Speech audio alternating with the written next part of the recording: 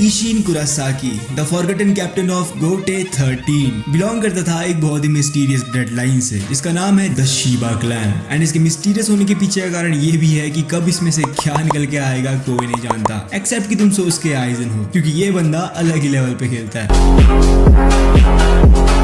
And क्योंकि Shiba clan one of the 5 nobility है, that's why इसके मेंबर्स के पास great amount of reiatsu present था, जो कि एक्सप्लेन करता है throughout the series Ichigo की एक्सपोनेंशियल ग्रोथ को, इवन दो वो एक ब्रांच्ड फैमिली से आता है। एंड आज हम बात करने वाले हैं इसी कुरोसाकी फैमिली के बारे में। और रिसेंटली एक खबर आ रही है कि इस फैमिली ने एक और प्रोडिजी को जन्म दिया है जिसका नाम है काजुई कुरोसाकी। एंड सूत्रों का माने तो ऐसा कहा जा रहा है कि वो बीट कर सकता है even the greatest of all times को। बट इससे पहले कि हम काजुई की बात करें, लेट्स टॉक अबाउट ईशिन कुरोसाकी। देखो, ईशिन वर्ल्ड ऑफ द लिविंग में आने से पहले कैप्टन था 10th डिवीजन ऑफ गोटे 13 का, जिसको करंटली हित्सुगाया लीड कर रहा है। ईचिन के बांकाई और पावर्स के बारे में हमें ज्यादा एक्सप्लेन नहीं किया गया है, नॉट इवन इन द मांगा। बट हाँ, चैप्टर 529 से 537 तक हमें उसका पास जरूर दिखाया गया था, जिसमें वो मिलता है इचिगो की मॉम से। एंड उन पैनल्स में हमने साफ साफ देखा था ईशिन वर्सेस द हॉलो वाइट, वही हॉलो जिसकी पावर्स आगे जाके इचिगो को मिलने वाली थी। एंड इसी फाइट में हमें ईशिन के जानपाक्टू का नाम भी पता चला था, दैट इज एंगेत्सु। एंड ये नाम काफी ज्यादा रिसेंबल करता है इचिगो के जांगेत्सु से, बट केवल इनमें नाम का अंतर नहीं है, they are entirely different from each other. Isshin Engetsu से फ्लेम्स को समन कर सकता है, just like the old man Yamamoto, but इसके साथ साथ एंगेत्सु के पास एक यूनिक एबिलिटी भी है। ईशिन अपनी ब्लड की मदद से एंगेत्सु की फ्लेम्स को एम्पलीफाई कर सकता है, जिस अटैक को वो बर्न कहता है। एंड बहुत सारे ब्लीच फैंस का ये सवाल रहता है कि आखिर ईशिन को गेत्सु का टेंशो कैसे आता है। तो इसका कोई हमें पर्टिकुलर रीजन तो नहीं पता, बट मे बी ये एक फैमिली ट्रेट हो जो generation to generation pass down किया जाता हो। अकॉर्डिंग टू कुबो, ईशिन का गेत्सु का टेंशो एक क्लोज रेंज अटैक है जिसमें वो फायर और रियात्सु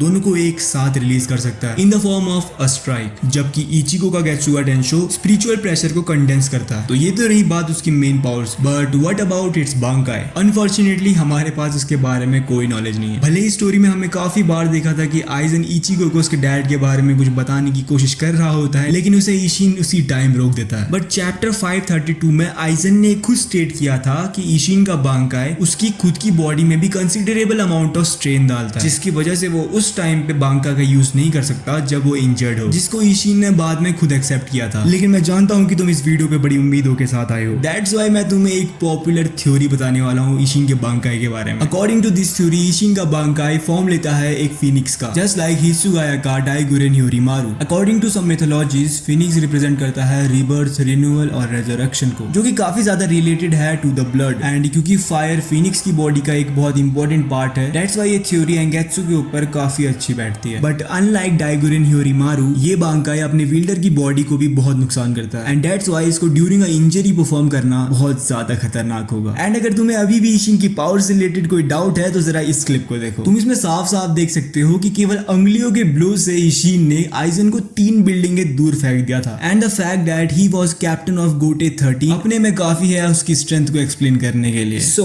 कमिंग ऑन टू इचिगो, तो ये बंदा शिनिगामी, होलो, क्विंसी, इवन एक फुल ब्रिंगर भी है। डेफिनेटली इसकी पावर्स को एक सिग्निफिकेंट अमाउंट ऑफ बूस्ट देता है, तो तुम अंदाजा लगा सकते हो कि ये कितना ज्यादा पावरफुल होगा। रुकिया का इचिगो से मिलना टर्निंग पॉइंट था इचिगो की लाइफ का, जो कि उसको उसकी ट्रू आइडेंटिटी से मिलाता है। एंड देखते ही देखते he became the most powerful being ever created, क्योंकि इसका पैदा होना भी तो आइजन का ही प्लान है। बट इसे असल में जो चीज सबसे ज्यादा पावरफुल बनाती है वो है इसका सेवियर कॉम्प्लेक्स, जो कि इन सीरीज देखने में जितना अच्छा लगता है रियल लाइफ में उतना ही ज्यादा डेविस्टेटिंग और डिप्रेसिव है। मतलब तुम इमेजिन कर ही नहीं सकते कि एक ऐसा बंदा जिसे सेवियर कॉम्प्लेक्स हो वो असल में कितना ज्यादा डिप्रेस्ड होगा, क्योंकि उसके लिए अगर उसका कोई दोस्त अपनी गलती की वजह से किसी मुसीबत में फंसता है तो ये उसकी जिम्मेदारी है कि वो उसे बचाए। और ये उन्हीं कुछ चीजों में से है जो इचिगो के इस कैरेक्टर को काफी ज्यादा फैसिनेटिंग बनाती है। Well written कुबो। लेकिन एक मिनट, अभी ब्लीच का ट्रेलर रिलीज हुआ है, सो हमें अपने प्रोटैगनिस्ट के बारे में काफी नई चीजें पता चलने वाली हैं। एंड ये सब सुनने से ज्यादा मजा उसको देखने में आएगा, that's why I am not gonna explain him. हाँ, लेकिन बाद में बना लेंगे उससे रिलेटेड एक वीडियो। लेकिन देखो, वीडियो बनाने का मन तभी करता है जब तुम्हारे कमेंट्स हमें इंस्पायर करते हैं। एंड मेरे बहुत सारे प्लान्स है फ्यूचर में ब्लीच को लेकर, तो यार थोड़ा बहुत सपोर्ट तो तुम में दिखाई सकते हो। इस वीडियो में हम रखते हैं 77 कमेंट्स का टारगेट, और 77 ही क्यों, थाला फॉर अ रीजन। एंड इन्हीं सब बातों के बीच हियर कम्स काजुई कुरोसाकी। ये उन सब चीजों को लेकर पैदा हुआ है जो कि इचिगो और ओरिही में लैक करते हैं अपनी एक्चुअल लाइफ में। फॉर एग्जांपल, इचिगो को अपने शिनिगामी फॉर्म में जाने के लिए अपनी सोल को अपनी बॉडी से अलग करना पड़ता है, बट काजुई अपनी बॉडी को ट्रांसफॉर्म कर सकता है into his Shinigami form. I don't know कैसे करता है but he does. और अगर तुम ध्यान से देखोगे तो काजुई के पास खुद का एक जानपाक्टो भी है जो पता नहीं क्यों बट इचिगो के बांकाई वाले स्वॉर्ड की तरह दिखता है. Along with this, काजुई अजीब सी दिखने वाली इन फिशेस को भी समन कर सकता है. And I am very curious to know कि आखिर ये मछलियाँ क्या सिंबलाइज करती है. And ये तो काजुई की पावर्स का एक छोटा सा नमूना है. Kazui is a complete power house क्योंकि इसके रगों में भी शिबा क्लैन का खून दौड़ रहा है. समझ रहे हो? High amount of reiatsu. अगर तुम इसके अपीयरेंस की बात करो तो ये काफी हद तक ओरिहिमे जैसा दिखता है with those innocent eyes, but on the surface